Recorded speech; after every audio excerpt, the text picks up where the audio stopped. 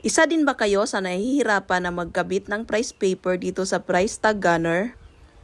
Sa video na to, ituturo ko sa inyo kung paano ito ikabit. Let's go! Una ay hilain mo lang itong nasa gilid na itim, yan, hilain mo yan. Tatanggalin muna natin ito para may turo ko sa inyo kung paano ito ikinabit. Sa harap ay may makikita kayong dalawang maliliit na itim, hihilain nyo lang yan pababa para mabuksan ito.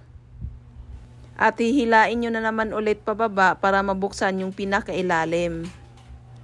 So, ayun na nga at pwede na siyang hilain. O diba? Napakabilis lang. At eto na nga yung first step kung paano siya ikabit. Itulak mo lang yan siya paloob. Tapos, buksan mo lang ulit yung sa pinakaharap. Yan, hilain mo lang yung may itim na maliliit sa gilid. Hilain ulit para mabuksan yung pinakailalim. Pagkatapos, ipasok mo yung price paper. Pag naipasok mo na ito, ay pwede mo na siyang hilain. At make sure na isi-shoot nyo yan sa may mga bilog-bilog na yan. Yan, isi-shoot nyo yan siya dyan para malak siya. Yan kasi yung nag-hold nung price paper. At yan yung purpose kung bakit may butas yan dyan. Para i-shoot nyo yan sa may parang bilog-bilog na nakausli. Yan. Pagkatapos ay pwede nyo na siyang isirado. Yan. Ngayon, ipaliwanag ko sa inyo kung bakit mahaba yan at may sobra. Kasi yung purpose niyan, ipapasok ko yan ulit dyan sa may mga nakausli dyan o. Yang may mga butas, isushoot ko ulit yan dyan.